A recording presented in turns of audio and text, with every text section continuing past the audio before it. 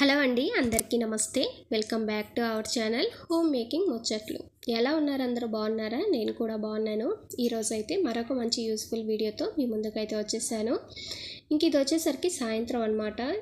ఇంకా ఇడ్లీ పిండి అయితే ఉంది, కొద్దిగానే ఉంది. ఇంకా ఈ రెండింటిని ఇడ్లీలు పెట్టడం, ఆ ప్లేట్లు తోవడం ఇదంతా ఎందుకులే అని చెప్పి ఇంకా అట్టులాగైతే వేసేస్తూ ఉన్నాను. ఇది సిమ్లో కాల్చుకుంటేనే మనకి క్రిస్పీగా టేస్టీగా బాగుంటుంది. పైగా రవ్వ కదా, బాగా ఉడుకుతుంది అనమాట.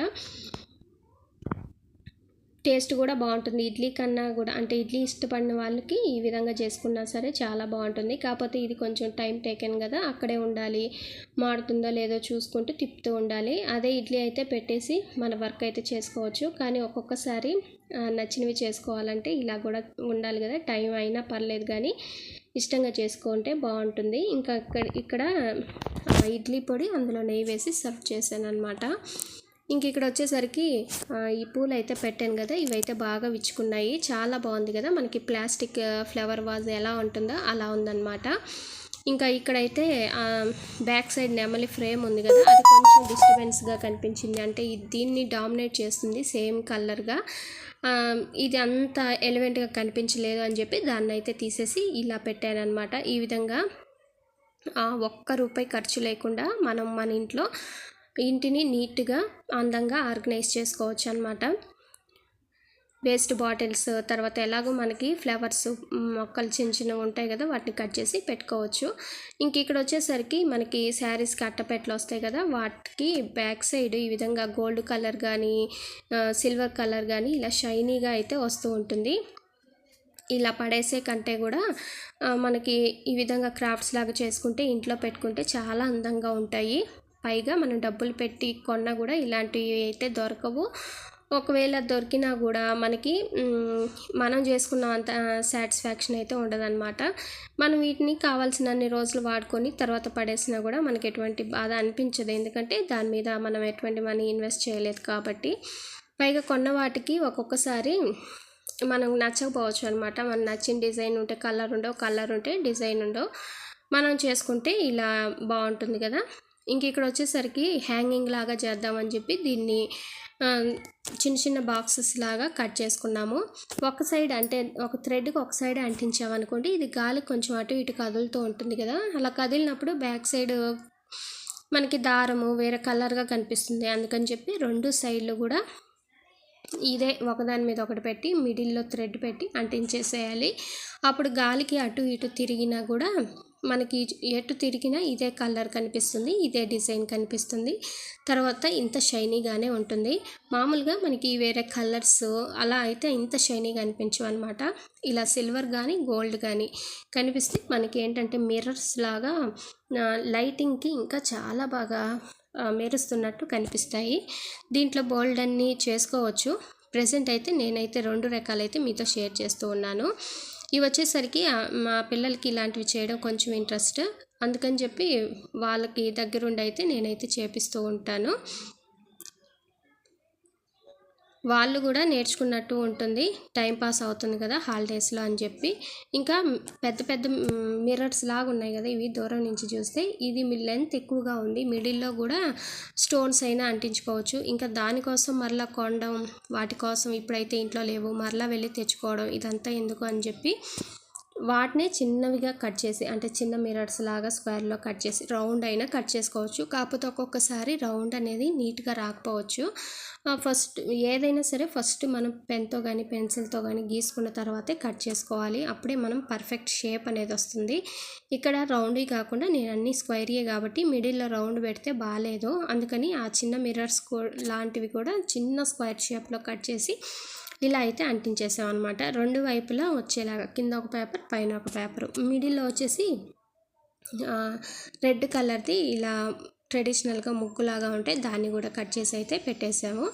ఇవి చాలా చేసుకొని మనకి ఓపెన్ హాలు లేదా బాల్కనీలో వెడల్పుగా ఉంటుంది కదా డోరు, అక్కడ ఒక 4-5 హ్యాంగ్ చేసుకోవచ్చు. లేదు అని అంటే డోర్కి ఆ సైడు ఈ సైడు హ్యాంగ్ చేసుకోవచ్చు. పూజ గదికి హ్యాంగ్ చేసుకోవచ్చు. నేనైతే ఇక్కడ పూజ గదికి అయితే ఇప్పుడు హ్యాంగ్ చేశాను. ఇంకోసారి ఇంకో చోటకి మారుస్తూ ఉంటానన్నమాట. ఇంక ఇది వచ్చేసరికి నెక్స్ట్ ఐటము. ఇంకా కట్ చేసినవి కొన్ని మిగిలాయి అన్నమాట. ఇంకా వాటిని అలాగే పెట్టేస్తే పడేయాల్సి వస్తుంది. అందుకని చెప్పేసి ఇది ఇంకో విధంగా రెడీ చేసుకుంటున్నాము. ఈ పెద్దవి కొన్ని మిగిలాయి కదా, వాటిని 4 లాగా కట్ చేసాము. కొన్ని చిన్నవిలాగా కట్ చేసి మనకి మామూలుగా హ్యాంగింగ్ లాగా రౌండ్గా గంటల్లాగా ఉంటాయి కదా, అలాంటిది చేద్దాము అని చెప్పి సేమ్ అదే ప్రాసెస్సే. అదే థ్రెడ్ ఉంటే దానికి కూడా సేమ్ ఇందాక హ్యాంగింగ్కి ఎలా అంటించేసామో అలా అంటించేసేయడమే.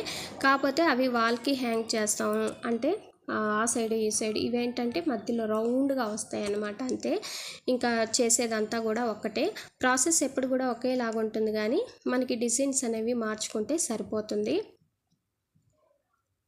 ఇక్కడ కూడా ఇంకొకటి చిన్నది పెద్దది అన్నమాట. ఈ విధంగా అయితే మనం పెట్టిన తర్వాత బరువు కానీ పెట్టామనుకోండి 2 పేపర్స్ కూడా బాగా అంటుకుపోతాయి.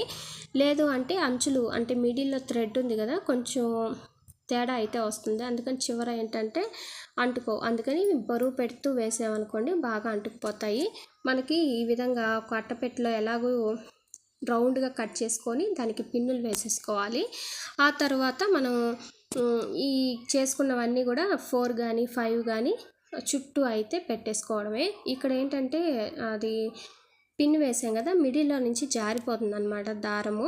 తగిలిచ్చిన తర్వాత తెలిసింది. అందుకని ఆ ప్లేస్లో మనం చక్కగా గమ్ము పెట్టి అంటించేసి దానిపైన ప్లాస్టర్ కనుక వేసామంటే అస్సలు ఊడిపోకుండా ఉంటుంది, గాలికి తిరిగినా కూడా. ఇంకా పైన మన ఇష్టం అనమాట, ఏ షేప్ని కట్ చేసుకొని అంటించేసుకోవచ్చు. కొంతమంది బటర్ఫ్లైస్ అన్నీ కూడా అంటిస్తారు, కాకపోతే అంత పేపర్ ఇంకా లేదనమాట. ఈ విధంగా అయితే రెడీ అయిపోయింది. దీన్ని ఎక్కడైనా మనము పైన హ్యాంగ్ చేసుకోవచ్చు అనమాట, చక్కగా షైనీగా వస్తూ ఉంటుంది. దీనికి మాత్రం అక్కడక్కడ రెడీ అంటించుకుంటేనే బాగుంటుంది, మిర్రర్స్ లాగా. ఇదంతా చేసుకున్న తర్వాత నాకైతే కొద్దిగా నైట్ అయింది. సెకండ్ చేసిన తర్వాత అంటే ఫస్ట్ది ఉదయం నుంచి మధ్యాహ్నం వరకు అయింది, ఇంకా సెకండ్ది వచ్చేసరికి ఈవినింగ్ అయితే స్టార్ట్ చేసాము. ఇంకా నైట్ డిన్నర్ అయిన తర్వాత ఇంకా పుచ్చకాయ అయితే ఉంది, అంటే లైట్గానే తీసుకున్నాము. ఎందుకంటే సాయంత్రము మా పిల్లలు ఏంటంటే బయటకు వెళ్ళి నూడిల్స్ అయితే తెచ్చుకున్నారు. ఇంకా తిన్న తర్వాత అయితే హెవీగానే ఉంటుంది కదా, ఆకలేదు. కొద్దిగానే తిన్నది కానీ ఏంటంటే మసాలా కదా కొంచెం ఆకలేదనమాట. అందుకని కొద్దిగానే పెరుగన్నం తిన్న తర్వాత మా వాళ్ళు ఈ జ్యూస్ అయితే ప్రిపేర్ చేసుకుంటున్నారు. నాకు ఇలా జ్యూస్ కన్నా కూడా చక్కగా పీసెస్ తింటేనే బెస్ట్. కాకపోతే ఏంటంటే ఇప్పుడు ఎండలు ముదిరిపోయాయి కదా, బాగా కొన్ని మాగిపోయినట్టు వస్తూ ఉన్నాయి. అవి ఎక్కువ డార్క్ కలరు, తర్వాత ఎక్కువ మాగితే అంత టేస్ట్ అనిపించదు అనమాట. అందుకని అంతా కూడా కాయ మొత్తం కూడా కట్ చేసి ఈ విధంగా జ్యూస్ లాగా చేసేస్తూ ఉన్నాము. వాళ్ళైతే మిక్సీకి వేశారు, ఇంకా నేనైతే దాన్ని తేరబట్టేస్తూ ఉన్నాను అనమాట.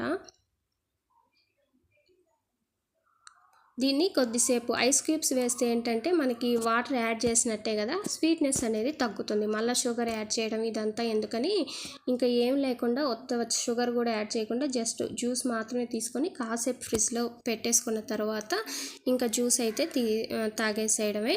ఇంకా దీంట్లో ఎటువంటి షుగరు, వాటరు, ఐస్ క్యూబ్స్ ఏం యాడ్ చేయాల్సిన అవసరం అయితే ఉండదు. ఇంక ఇది వచ్చేసరికి నెక్స్ట్ డే మార్నింగ్ అనమాట. కొద్దిగా పాలైతే ఉన్నాయి, అవి వేడి చేసి అయితే పెట్టేస్తున్నాను. ఎండాకాలం ఏంటంటే కొద్దిగా వేడి చేసి పెట్టుకుంటేనే మేలు అనమాట, ఇరిగిపోయే ఛాన్స్ అయితే ఎక్కువ ఉంటుంది. ఇంకా వాటర్ పట్టేది కూడా నీట్గా వాష్ చేసి బాగా ఆరిన తర్వాత అప్పుడైతే వాటర్ పట్టుకోవాలి. లేదంటే ఎంత కడిగినా సరే కడిగిన వెంటనే కనుక వాటర్ పడితే మనకి ఒక రకమైన స్మెల్ అనేది వస్తుంది కొన్ని రోజులకి. ఇంకా ఇక్కడ వచ్చేసరికి పొంగలి చేస్తూ ఉన్నాను, దానికోసం పోపు అయితే పెట్టేసుకున్నాను.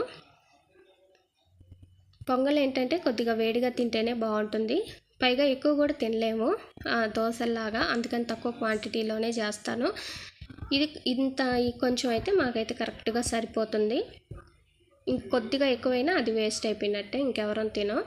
ఇది వచ్చేసరికి నైట్ కొద్దిగా జ్యూస్ అయితే మిగిలాయి అన్నమాట. దాంట్లో ఇంకా ఇంట్లో కొద్దిగా సోడా అయితే ఉంది.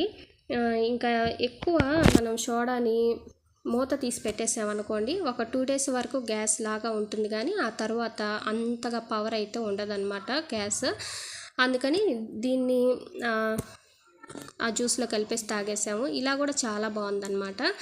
ఇంకా నైట్ గ్లాసుల్లో ఇలా పుల్లలు పెట్టేసి ఐస్ లాగా చేసుకున్నారనమాట. ఇంకా గ్లాసులు కదా, జస్ట్ వాటర్లో అలా ముంచేసామంటే ఈజీగా మనకి ఐస్ అనేది వచ్చేస్తుంది. ఇలాగ సింపుల్గా కలర్ చూసారు కదా, ఈసారి ఏందో ప్రతిసారి ఇంత కలర్ ఉండేది కాదు. పుచ్చకాయ బాగా మాగింది కాబట్టి ఈ కలర్ అయితే వచ్చింది. టేస్ట్ అయితే బాగానే ఉంది.